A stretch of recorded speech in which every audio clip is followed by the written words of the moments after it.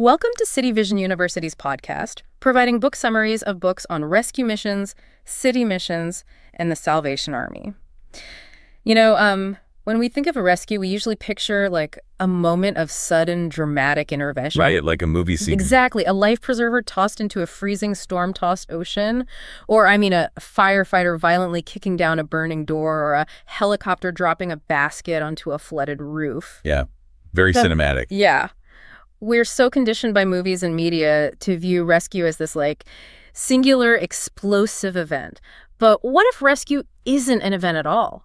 What if it's, an architecture? What if a true rescue is something you have to build brick by painful brick over the course of an entire century? That is honestly a fascinating reframing of the entire concept of salvation and rehabilitation. Right. Because we are, like you said, so deeply conditioned to look for the sudden fix, the cinematic moment where everything is miraculously resolved right before the credits roll. The addict throws the bottle away, the music swells, and they're just cured. Exactly.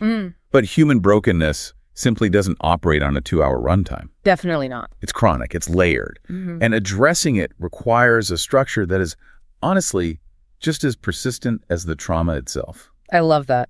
And that brings us to the core mission of our deep dives today.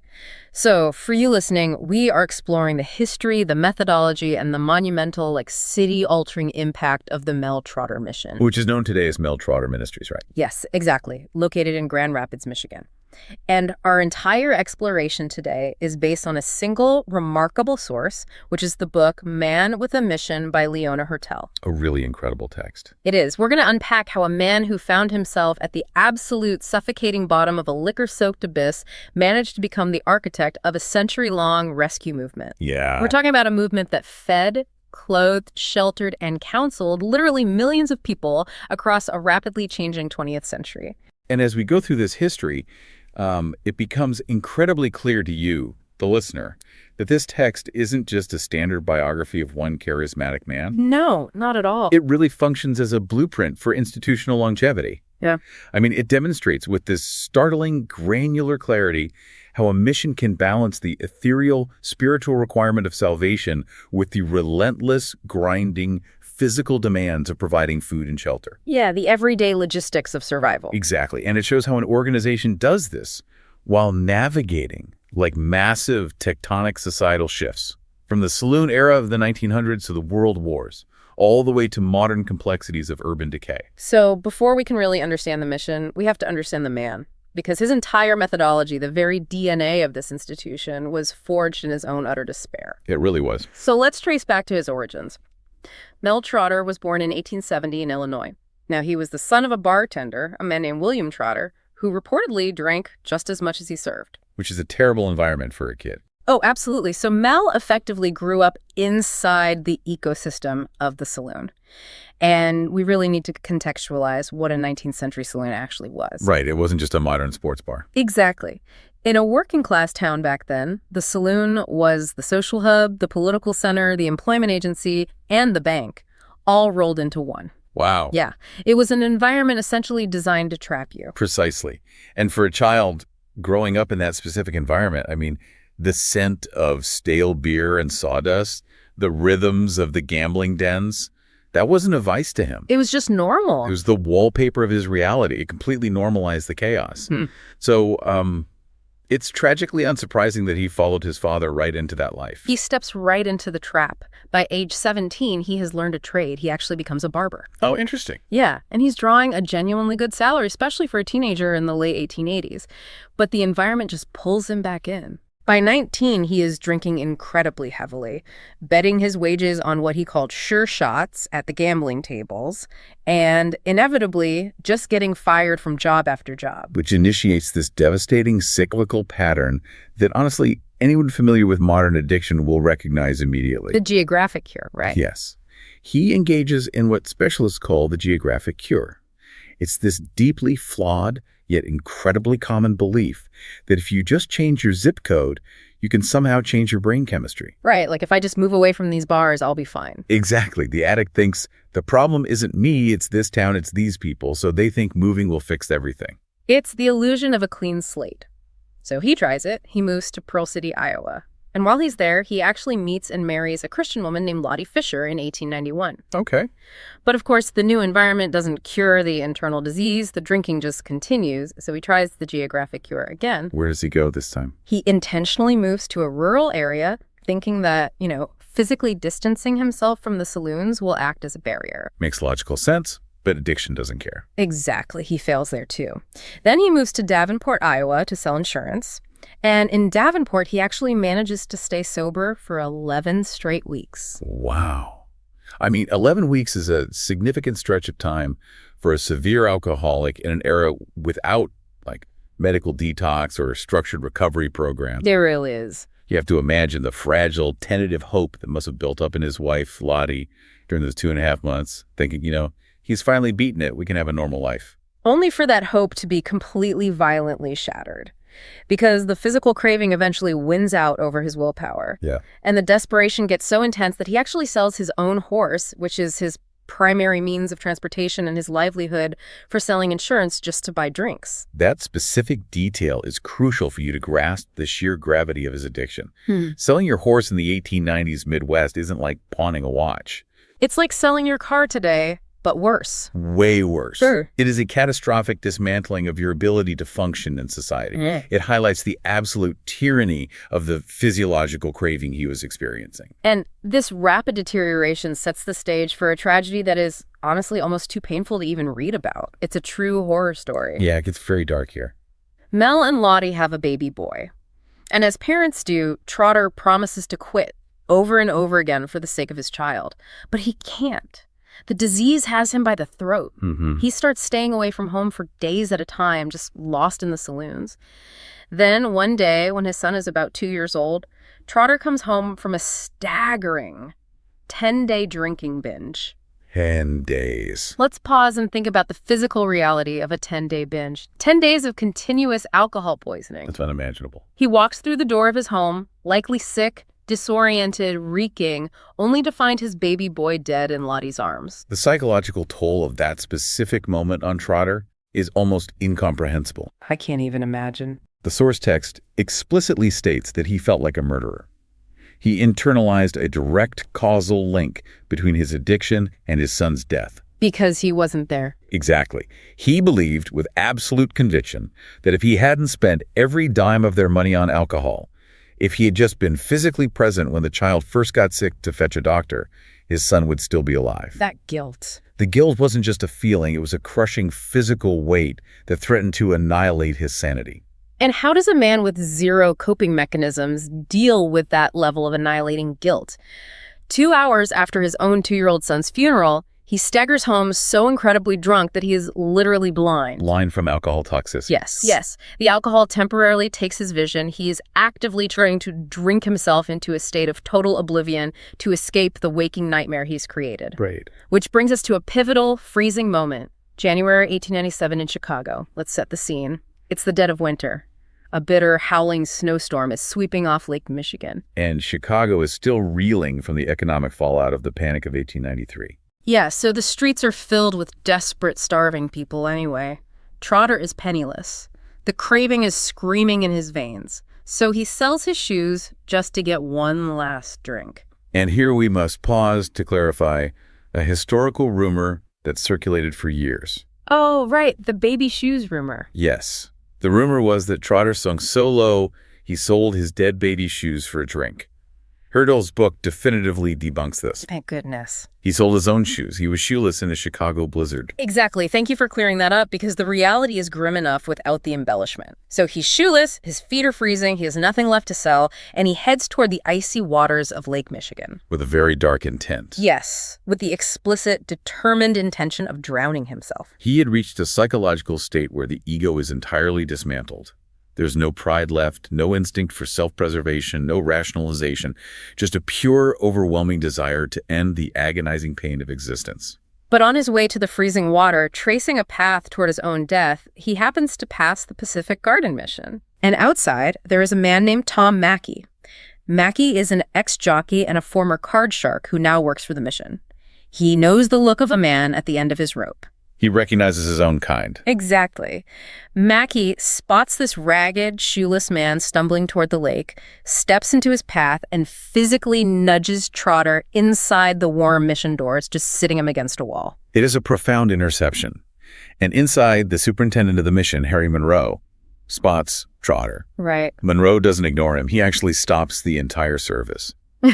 He points to Trotter and asks the gathered crowd to pray for that poor, poor boy. Wow. And then Monroe does something critical. He gives his own testimony of being a hopeless drunkard who was saved by the mission. And Trotter is so exhausted and drunk, he actually sleeps through most of the service, but he wakes up and hears enough of Monroe's story. Just enough to plant a seed. Right. He hears a man who was exactly where he is, offering a way out. Trotter goes forward, accepts Christ right then and there. And according to the historical text, he never touches another drop of liquor for the rest of his life. It's an incredible turnaround. It is. Now, I want to push back on this narrative arc just a little bit, or at least draw a comparison to modern psychological frameworks for you listening. Yeah. We often hear in modern recovery circles that an addict has to hit rock bottom before they can truly surrender and change. But Trotter's bottom wasn't just like losing a job or a car. It was unimaginably dark. Yeah, death and suicide. Right.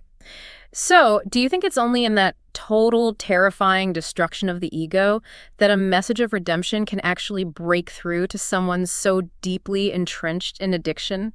It's a profound question for you to consider when looking at stories of radical transformation. The psychological landscape of addiction is heavily fortified by intense denial and self-delusion. Like, I have this under control. Exactly. It's the persistent whispering belief that I can manage this, or I'm not as bad as the guy sleeping on the street. Trotter's tragedy, the death of his son, and his subsequent suicidal state violently stripped away every single ounce of that delusion. He couldn't manage it. He was entirely, undeniably powerless. His ego was reduced to ash. And in that state of ash, the only thing that could reach him was someone who had also burned down. Exactly. And this origin story is so utterly crucial for you to understand the Mel Trotter mission. Because Trotter's eventual immense power as a leader didn't originate from a place of academic theological superiority. No, not at all. It came from radical empathy. Years later, when he eventually stood at a pulpit in Grand Rapids, he was able to reach the most hardened, cynical down-and-outs because they instantly recognized that he had walked their exact devastating path. They could see it in him. Right. He wasn't preaching down to them from a pedestal of moral purity. He was speaking from them, from the gutter they currently shared. They smelled the same desperation in his history that they felt in their own bones. That transition from the gutter to the pulpit is just incredible because we have to ask the logical question. How does a saved barber, currently living in a tiny one-room apartment in Chicago, manage to spark a total civic and architectural revolution in Michigan? It's a huge leap. It is. So let's jump ahead slightly to the year 1900. There's a committee of civic-minded businessmen and women in Grand Rapids who want to open a rescue mission in their city. And they want to place it squarely on Canal Street. Oh, Canal Street. Yeah. Now, we need to understand what Canal Street in 1899 actually was. The text describes it as a notorious tenderloin district. And for those unfamiliar with the slang of the era, the term tenderloin actually originated in New York. Really? I didn't know that. Yeah. A police captain who was transferred to a vice-ridden, highly corrupt precinct famously remarked that he had been eating chuck steak, but now, because of all the available graft and bribes from the brothels and saloons, he was going to eat tenderloin. Oh, wow. That is so dark, but so illustrative. Right. The term spread nationwide to describe the most lawless, vice-heavy, red-light districts of any major city. That perfectly paints the picture. So Canal Street was the tenderloin of Grand Rapids. It was ramshackle. It had 4 massive, dangerous trolley tracks running down the middle. It's chaotic. Totally. There were endless saloons, pawn shops, and dilapidated houses that had literally been moved there from better parts of town because no respectable citizen would live in them. It was the civic dumping ground. And this Grand Rapids committee invites Harry Monroe, the man who saved Trotter in Chicago, to bring some of his converts to Michigan to drum up public interest in fundraising. To kind of prove the model works. Exactly. Monroe brings 4 ex-drunkards, and one of them is Mel Trotter. They hold a massive meeting at a local auditorium, and these men just tell their raw, horrific, and redemptive stories. And it works. The meeting is a massive success. They raise $1,000 in seed money, which was a small fortune then. And the committee is so deeply impressed by Trotter's raw charisma that they ask him to stay in Grand Rapids and be the superintendent of this brand new mission. Which is objectively wild. Think about it. He was a barber. He had absolutely zero formal religious training. Right. He had never led a mission meeting in his entire life. He was just a guy who had recently stopped drinking. But he agrees. He just jumps in. 3 weeks later, he's running the city rescue mission out of a dingy, vacant storefront at 95 Canal Street. On opening night, the place is packed to the rafters. I bet. A local policeman actually noted that there were more women from the red light district there than men, and Trotter's absolutely terrified. Well, yeah, he's never done this. He has never worked with these women. He has no sermon prepared. He has no theological framework. So what does he do? What does he do? He just gets up and talks. He uses his regular street slang, not even realizing he's doing it. He speaks their language naturally, without condescension. And that very first night, 3 young women convert instantly. He was a total revelation to the city. I mean, Grand Rapids was a heavily religious town, but it was used to traditional, highly formal clergy who spoke in elevated academic tones. Right, very proper. Here was a man speaking the raw, unfiltered language of the streets. He brought a startling authenticity. But, we shouldn't romanticize this era. Opening a mission in the absolute heart of the red light district meant facing immediate physical hostility. Oh, right. They faced actual organized hooligans. Every single night, gangs of young men would come into the mission with the explicit goal of disrupting the meetings. Just to cause trouble. Exactly. They would laugh, throw things, and loudly sing dirty, profane words to the tunes of the hymns being played. Wow. And this is where we get the fascinating historical concept of muscular Christianity. Trotter's solution was brilliantly practical, if a bit shocking. Wow. He would instruct the genuine attendees to start singing the hymn, More About Jesus, very loudly. And while everyone was singing, Mel and his husky brother George, whom he had posted at the door, would literally grab the troublemakers by their collars and physically throw them out into the street.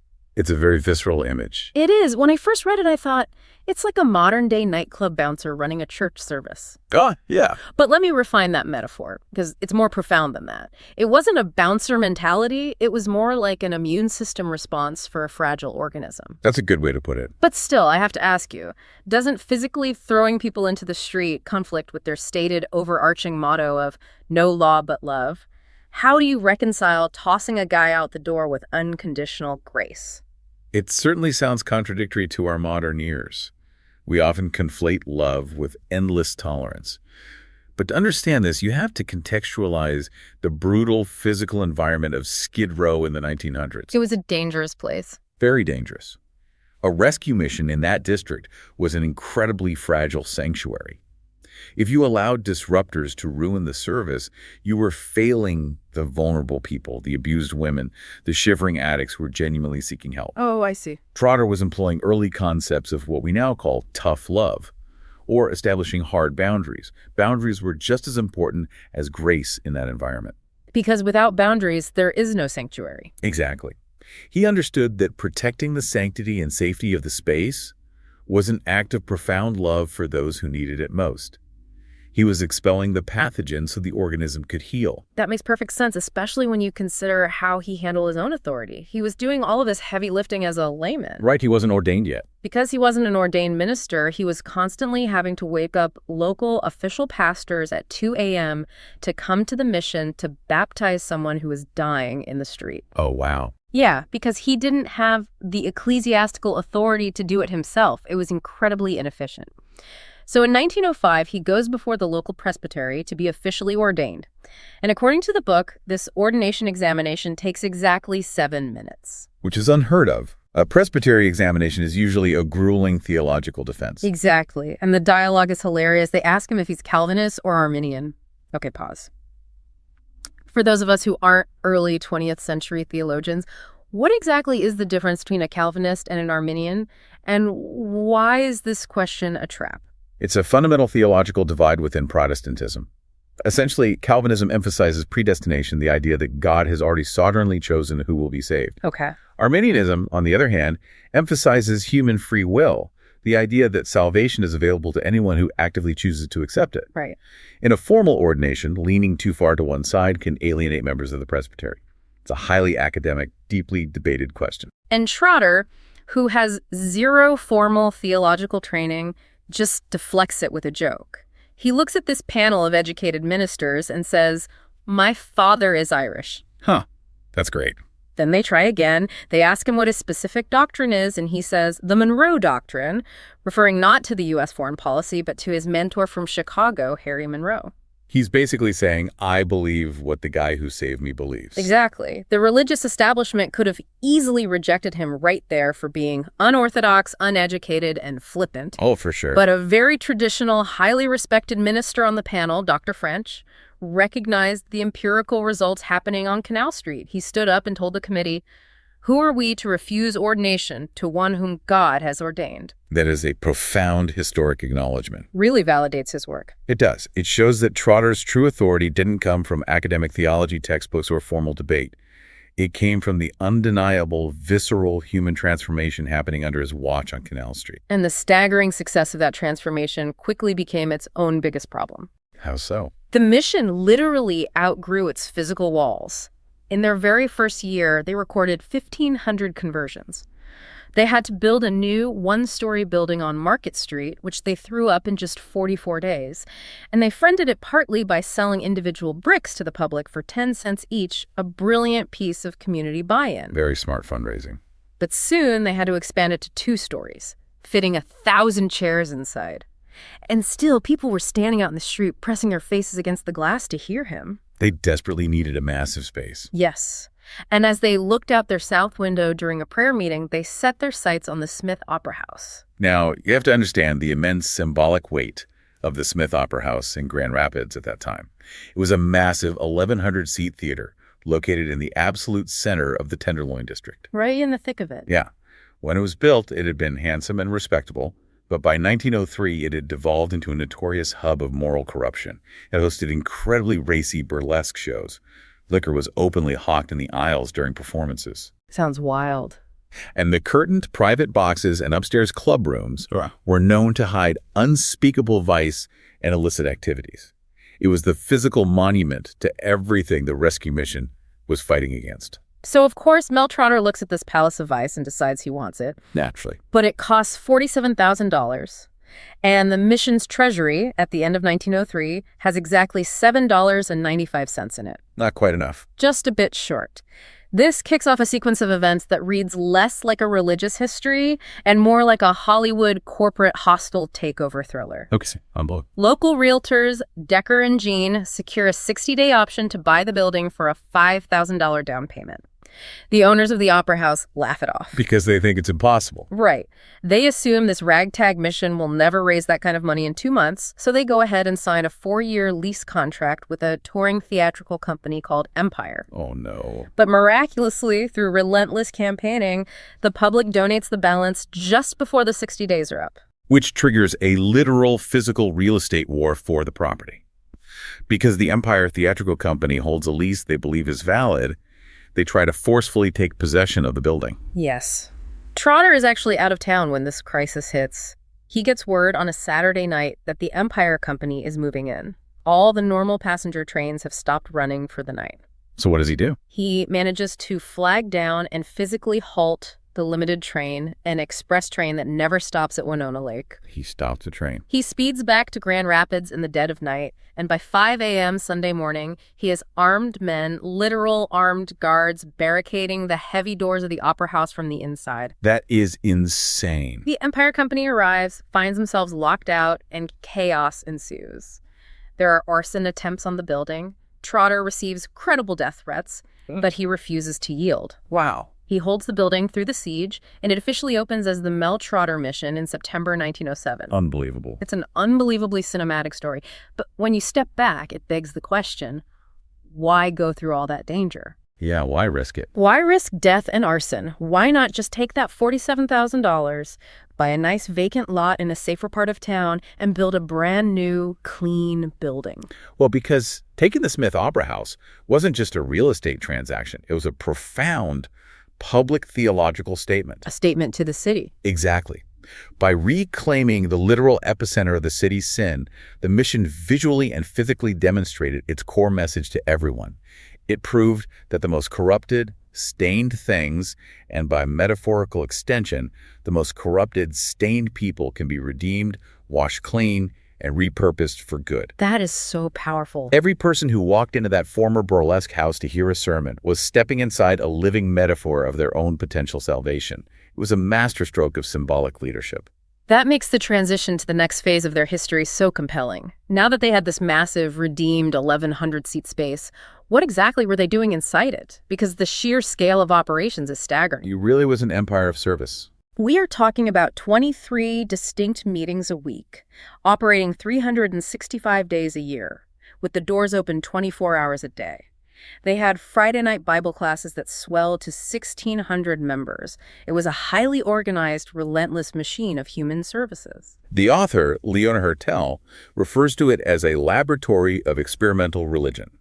They weren't just preaching, they were testing out real-world applications of faith on the toughest social problems of their day. Right. A prime example of this innovative methodology is Lottie Trotter's Martha Mission Circle.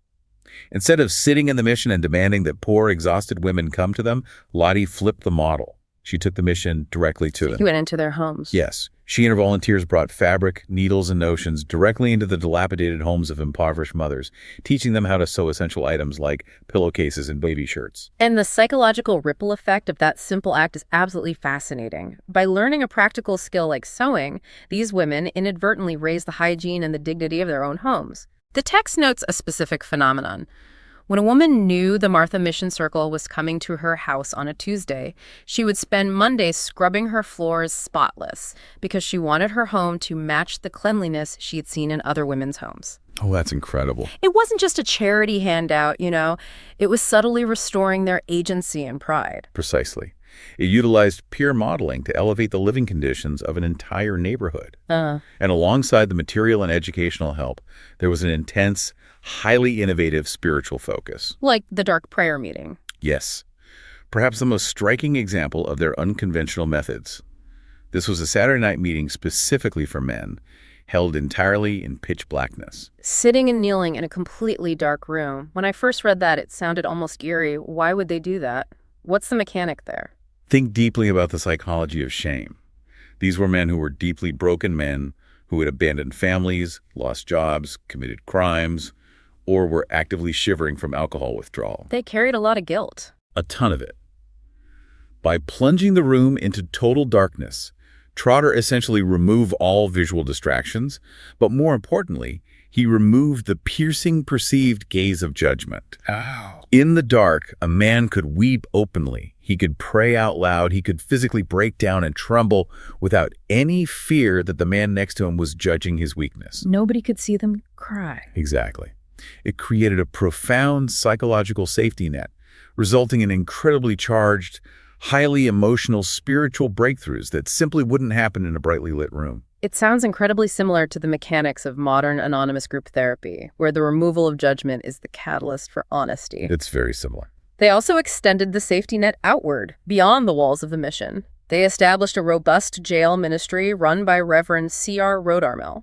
Rodarmel was essentially acting as an early, unofficial parole officer. He really was. He would go down to the police courts, sit with the judges, and actually use mission funds to bond men out of jail. That's a huge commitment. There was a specific guy named Mark, a railroad switchman, who was serving an 80-day sentence for non-support of his family due to severe, debilitating alcoholism. Okay. The mission bonded him out for $100, brought him to the mission, counseled him, he converted, got sober, and eventually got his specialized job back on the railroad. That's amazing. They even built a motorized gospel truck that they would drive directly into the roughest streets, preaching from the back of the truck for the people who were too cynical or ashamed to ever set foot inside a church building. It is remarkably comprehensive. Yeah. They were addressing the legal, physical, and spiritual needs all simultaneously. It is. It sounds exactly like a highly diversified, sophisticated modern NGO. It really does. But reading through these extensive lists of services, giving out clothes, providing hot meals, paying legal bonds, it does make you wonder, and I have to ask a skeptical question. Sure, go ahead. Were they essentially bribing people with material goods just to get a captive audience for a sermon? It's a common and somewhat cynical way to look at it, but an absolutely necessary question to ask when evaluating historical charities. Because it does cross the mind. The mission's philosophy, however, was rooted in the harsh biological realities of their era. They operated on a principle akin to what we now understand as Maslow's hierarchy of needs, long before Abraham Maslow ever published his theory. You mean physical needs first? Exactly. They fundamentally believed, through empirical observation, that physical relief was a strict prerequisite to spiritual healing. As the old saying goes, you cannot preach salvation to a starving man. His stomach is too loud. The rumbling of his stomach will drown out the theology. The hot food and the warm clothes were genuine, no-strings-attached acts of compassion.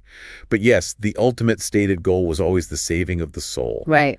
They viewed physical rehabilitation not as an end in itself, but as the necessary stabilizing foundation for eternal redemption. It wasn't a bribe, it was a sequence of care. Let's zoom in on the results of that sequence of care. Because the macro-level programs are impressive, but the source text gives us the actual granular human faces of this redemption. Yeah. And these stories are staggering. They really bring the history to life. Take Sue, the runaway mom. Her story reads like a tragic novel. She was a popular local girl who had to quit school early to support her family. Okay. She eventually marries a handsome, charming guy from out of town named Fred Adams. But after the wedding, a devastating revelation comes to light. It turns out Fred already has a wife and a baby back in Boston. Oh, no. He's a bigamist. He's a bigamist. The revelation absolutely destroys her reality. She falls deeply into alcoholism to numb the betrayal. One night, she is heavily drunk and wandering the streets carrying her baby. She wanders into traffic and gets hit by a car. Goodness. The only reason she survives is because the deep snowbanks softened the blow. A local cop, famously known as Cop Mike, saves her life, but rightfully takes the baby to the police station for its safety. That makes sense. Sue, in a panic, leaves the baby at the station, hops a freight train to Chicago, and lives a don't think, just forget it life of pure escapism for months. It is a textbook trauma response. The flight instinct triggered by overwhelming psychological pain, subsequently masked by profound substance abuse. She was literally running from herself. She was trying to outrun her own memory. Exactly. Then, months later, on Christmas Eve, she's walking through a crowded Chicago department store. A random toddler happens to look up at her and innocently says, "See baby's dolly." Wow. And that tiny interaction just shatters her denial. The reality of abandoning her own child hits her like a physical blow. The trauma she was running from catches up to her in an instant. What does she do? She pawns her only remaining piece of jewelry, a ring, for 50 cents.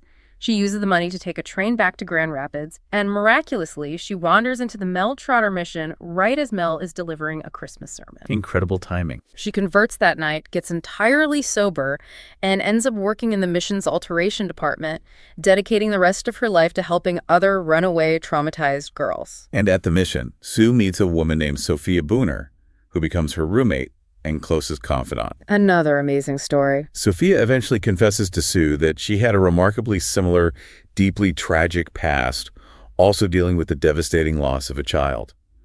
Sophia, affectionately known to everyone as Sophie, goes on to serve the mission faithfully for nearly 50 years until she passes away in 1951. 50 years of service. Her trademark greeting to every broken person who walked through the doors was a simple, profound instruction: pray much. These women, Sue, Sophie, and others like them, became the institutional memory and the maternal, empathetic heart of the mission. They were the living proof that the system worked. Exactly. But the reality is, the redemption wasn't always a clean, straight line. It wasn't always a one-time altar call and happily ever after. Look at the story of Herb Silloway. Herb's story is a tough one. He was a severe alcoholic barber. Mel Trotter takes him in, gets him sober, works with his former employer to get his job back, and Trotter even buys Herb his own personal set of expensive barber tools so he can be independent. A huge investment in the guy. And what happens? Herb relapses. Not just once. He goes on a bender and gets completely drunk 6 separate times in 4 weeks. 6 times? During his final relapse, he actually tries to drown himself in the river, fails, and ends up in a freezing jail cell, shivering in wet clothes. Trotter finds him there in the cell. And this is the turning point. Right. And instead of yelling at him, instead of demanding the barber tools back or expressing his profound disappointment, Trotter just stands outside the bars and weeps. He tells Herb, "I love you like I love my own soul." Wow. Herb finally breaks down, truly reforms, and eventually becomes Mel's trusted assistant. But seriously, looking at this objectively, I think most modern social workers, or just regular empathetic people, would completely run out of patience by the sixth relapse in a single month. It's exhausting just to hear about. How did Trotter not just throw his hands up and give up on them? Because Trotter understood the mechanics of addiction as a relentless chronic disease decades before medical science formally codified it as such. Because he lived it. He possessed an inexhaustible well of grace, specifically because he never forgot his own 10-day benders. He knew firsthand the fiery biological craving that completely overrides logic, willpower, and even love for one's family. Right. Furthermore, the mission actually tracked the efficiency of this patience. And this is fascinating. They tracked the financial and spiritual return on investment, the ROI. Wait, pause. They were actively calculating a spiritual return on investment in the 1920s. That sounds incredibly corporate, almost clinical for a charity. How on earth did they quantify a saved life on a financial ledger? It does sound corporate, but it was their way of proving the efficacy of their model to their donors.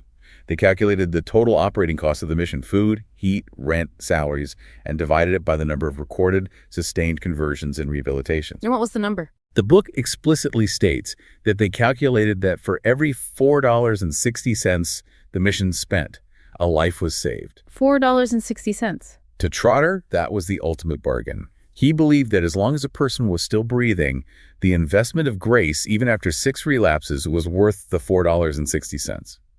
The ledger of grace didn't have a cap. We see that extraordinary patience play out with another famous convert, Art Blackmore, too. He was another barber, but his story is entirely different from Herb's. Oh, so? He wasn't a down-and-out drunk shivering in an alley. He was just a guy actively testing the boundaries of his Christian wife's faith. Oh, playing games. Exactly. He would purposefully force her to go to racy burlesque shows with him just to see if her religious convictions were real or just a societal performance. That's pretty manipulative. It is. Finally, she reaches her breaking point, draws a hard line, and says, "I'm through. I won't go anymore." And Art's reaction is incredible. He admits he was just waiting for her to show real conviction. He wanted to see if it was real. Once she proves her faith is unshakable, he goes to the mission, converts, and ultimately becomes a highly successful mission superintendent in Erie, Pennsylvania. And the generational impact is wild. His sons go on to be incredibly successful. One becomes a famous religious songwriter who wrote the hymn Some Golden Day Break, and the other becomes a prominent lawyer. Which perfectly illustrates the massive ripple effect of the mission's work. Exactly. By saving the individual, you alter the trajectory of entire future generations. You stop the transmission of trauma and addiction dead in its tracks. And this overwhelming local success in Grand Rapids inevitably meant taking the model national. Which brings us to the era of World War I. Right, the world is at war, and Trotter takes the show on the road. During WWI, he partners with the YMCA to reach the troops before they ship out to the trenches. He tours an exhausting 54 military camps across the country in just 10 months. That's a grueling schedule. He brings along a famous gospel quartet called the American Four and a charismatic song leader named Homer Hammondtree, and they used entertainment as a brilliant hook. Because soldiers aren't going to just sit for a sermon. No. They knew soldiers wouldn't voluntarily attend a dry sermon, so they would put on prize fights, wrestling matches, or screen the latest movies for the soldiers. And right when the crowd was hyped up, Trotter would jump into the ring and preach. And did it work? They estimated they converted 16,000 soldiers using this method. But here's the tragic irony. While he is achieving this massive continent-spanning national success, his personal world quietly collapses behind him. It is the ultimate betrayal. Trotter returns home, completely exhausted from a grueling 20-month tour of the military camps, only to discover that his wife, Lottie, has left him. Which starts a massive foundational crisis of faith. Trotter literally calls it his first quarrel with God. He is devastated. The optics are terrible, too. Friends and colleagues refuse to speak to him on the street, assuming he must have done something horrific. He contemplates suicide again, just like he did in Chicago. He spends hours lying face down on the floor of his office in the dark, weeping. He wrestles deeply with the scripture, Romans 8:28, which states that all things work together for good. He cannot fathom how his wife leaving him works for good. Eventually, he comes to a theological conclusion that he terms the permissive will of God. For clarity, the permissive will of God is a theological concept addressing the problem of evil and suffering. It's the idea that God permits things to happen, like human betrayal or tragedy, that he is not the active author of. Right. God didn't cause Lottie to leave, but he permitted her free will to do so. Trotter finds victory and peace in this nuanced understanding and pushes forward with his work. But I have to stop here and push back on the text itself. Lottie, the woman who prayed for him for years when he was a raging drunk, the woman who stayed with him after the death of their baby, Yeah. the woman who innovated the Martha Mission Circle, she just up and leaves him after he becomes successful. And the book doesn't give us any of the juicy details of why. It is a glaring omission. When you're digging through historical texts like this, you always have to look at the negative space, what isn't being said. Isn't there a real danger in reading these sanitized histories and idolizing these figures when their personal lives behind closed doors might be an absolute shambles? You are absolutely right to question the narrative gaps. When reading historical texts authored by institutions, especially religious ones, you must recognize that they often fiercely protect the privacy of their founders' families. They want to protect the brand. Hertel's book is remarkably, perhaps frustratingly, silent on Lottie's reasons. We simply don't know the marital dynamics behind closed doors. Was he a workaholic who neglected her? Was the trauma of the early marriage finally too much? We don't know. We can only guess. However, the real takeaway the text intends to impart isn't about claiming marital perfection. It's about Trotter's resilience in the face of profound personal failure. How he reacted to it. Exactly. In the public sphere, when a religious or civic leader faces personal scandal or hypocrisy, it often destroys their ministry. They become defensive, bitter, and isolated. Trotter, however, utilized this profound emotional pain to further deepen his empathy for the broken people he served. He channeled his despair into what the book eloquently calls greatly enlarged usefulness. And that usefulness expanded exponentially. He didn't retreat. Instead, he started sending the men who were saved and trained in Grand Rapids out to run missions in 40 different cities across the United States. George Sorhide went to Cleveland, Art Blackmore went to Erie, others went to Los Angeles and Detroit. Grand Rapids essentially became the national incubator, the Harvard, for a massive rescue movement that shaped social services across the country. But as with all human endeavors, every great founder eventually has to leave the stage. Mortality is undefeated. And that brings us to the critical transition period from the 1940s to the 1960s. The ultimate test of any institution is whether it can survive the absence of its charismatic founder. Does the mission rely on the cult of personality, or is the architecture strong enough to stand on its own? Mel Trotter dies on September 11th, 1940, from a heart attack at the age of 70. His funeral is an incredible historic scene.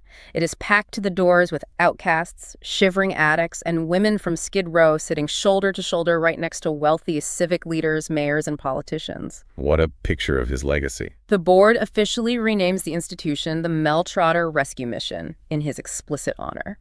And you see a whole lineage of successors step up to keep the flame alive. And what's crucial is how these successors led. They didn't just rigidly copy Trotter, they adapted. Who were they? Take Mel Johnson, for example. He was actually the grandson of a man known as Drunken Hank, who was an early mission convert. Johnson understood the generational impact deeply. Or look at John Shai. What did Shai do? Under this new era of leadership, they recognized the shifting media landscape. They didn't just preach in the building, they launched a massive daily radio program called Morning Mission, which fundamentally changed how the public interacted with the homeless and the addicted. They were broadcasting the raw stories of rescue directly into the safe, comfortable living rooms of middle-class families who would never dare walk down Canal Street. Exactly. They also started partnering heavily with massive Youth for Christ rallies. They were innovating. But while the methodology was adapting, they faced severe physical threats to the institution itself. Specifically, the terrifying 1954 Bixby fire. Yes. The building right next door to the mission catches fire. It's a massive, uncontrollable blaze. You can imagine the scene. The sky is black with smoke. The heat is blistering. Everyone must have thought it was the end. The entire mission staff is standing out on the street, praying, watching the flames lick the side of their historic building. The wind is blowing aggressively directly toward the mission. But at the absolute last second, the wind violently shifts direction. A literal miracle. The building is saved, though it suffers severe water damage from the fire hoses. And what does the mission do in the midst of this chaos? They don't panic. They immediately set up tables and start serving hot coffee to the exhausted police and firefighters. It is a perfect encapsulation of their ethos. Even in the middle of a literal crisis, when your own house is threatened, find a way to serve the people around you. That's amazing. But the building itself, despite surviving the fire, couldn't hold out forever against the relentless march of urban development. Right.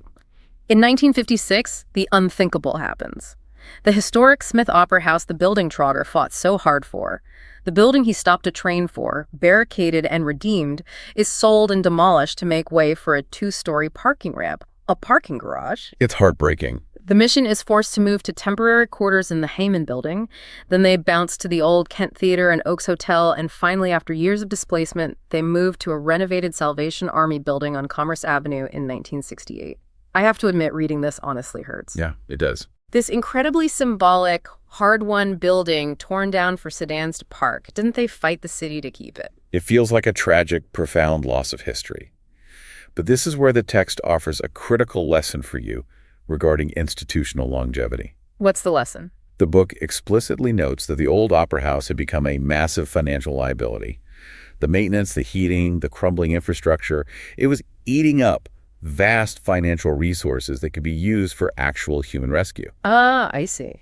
If Mel Trotter had been alive in 1956, he likely would have driven the wrecking ball himself. Remember, he had moved the mission 3 times in his first 6 years just to maximize efficiency. He wasn't overly sentimental about the bricks. Exactly. The crucial takeaway here is to never confuse the container with the mission. The blood mortar, the velvet curtains, the history, they're just tools. When the tool becomes a burden, you drop it. The location changed, the geography shifted, but the actual work of saving lives didn't miss a single beat. Which is exactly the unsentimental mindset they needed moving into the late 20th century. The 1970s through the 1990s brought a radically different societal landscape to Grand Rapids. The world was changing fast. The problems weren't just guys wandering out of saloons anymore. They were dealing with the complex, systemic fallout of the 60s sexual revolution, the rise of hard synthetic drug use, the terror of the HIV epidemic, and deep entrenched urban decay. The profile of the person walking through their doors had completely changed. So they had to pivot. The complexity of human brokenness evolved, and therefore the mission's methodology had to aggressively evolve alongside it. You cannot treat a 1990s heroin addiction combined with profound mental illness using the exact same tools you used for a 1900s alcoholic. So they adapt. They start focusing heavily on systemic prevention with youth, creating the Meltrame Youth Camp in the 1970s. The goal was to get inner-city kids out of toxic environments, out into nature, and teach them about faith before the streets claimed them. A proactive approach. But the real paradigm shift, the massive structural change, happens in the 1990s under leaders like Richard Roberts, John Willick, and Tom Lehman. They lean entirely into the professionalization of care. Which was necessary. In 1994, the mission actually seeks out and receives a state license from the Center for Substance Abuse Services, the CSS. They implement a highly structured, 4-level residential treatment program that blends highly professional clinical licensed counseling with their traditional spiritual discipleship. It was a bold maturation of the organization. They recognized that faith and science did not have to be enemies in the fight against addiction. They also finally fulfill a decade-long dream of opening a dedicated women and children's shelter, recognizing that female homelessness had become a massive crisis. Right. In 1995, aided by a massive $290,000 donation and a huge philanthropic discount from the sellers, they buy the massive 4-story John K. Birch building. By 1998, it opens, and the services are incredibly modern. What do they offer? They provide long-term refuge, a dedicated computer learning center for job skills, and professional classes on anger management and parenting. They even start a vocational vehicle rehabilitation center, literally teaching recovering residents how to be mechanics, repairing donated cars to sell to the public to fund the mission. That is so innovative. It is incredibly impressive. But I have to point out how modern and clinical this all sounds compared to the early days. We've gone from Mel Trotter literally throwing hooligans into the street by their collars to state-licensed counselors teaching conflict resolution and 12-step programs in a computer lab. There's a huge contrast. Is there a tension here? Is there an inherent conflict between being a state-licensed substance abuse center governed by government regulations and being a fundamentally evangelical rescue mission? It's a tension that absolutely ruins many organizations. Many missions either become entirely secularized social service agencies and lose their soul, or they fiercely reject modern science, become rigid, and lose their effectiveness. It's a tough balance. But here, it represents the ultimate triumph of the Trotter mission. They successfully integrated modern standards of care, like computer literacy, psychological therapy, and state licenses, without ever compromising their original 1900 core belief. That spiritual element. They still fundamentally believe that true, lasting behavioral change stems from deep spiritual transformation. The therapy, the licenses, and the computer labs just became the new tools. They were the modern equivalent of Lottie's Martha Mission Circle, or the gospel truck updated methods to reach the modern soul. What an unbelievable journey. From a suicidal, shoeless alcoholic standing on the freezing shores of Lake Michigan in 1897, ready to end it all, to a 100-year institution that has served millions of hot meals, sheltered the frozen and homeless, and saved countless human lives. It's staggering. The sheer scope of it is just breathtaking. It truly is. And as we conclude this exploration, I want to leave you, the listener, with a final thought to mull over in your own life. Throughout this deep dive, we've repeatedly heard the mission's overarching motto: everlastingly at it. Everlastingly at it. We live in a modern era that is deeply obsessed with quick fixes, silver bullets, and final systemic cures for every social ill. We want an app or a policy that fixes homelessness overnight. Right.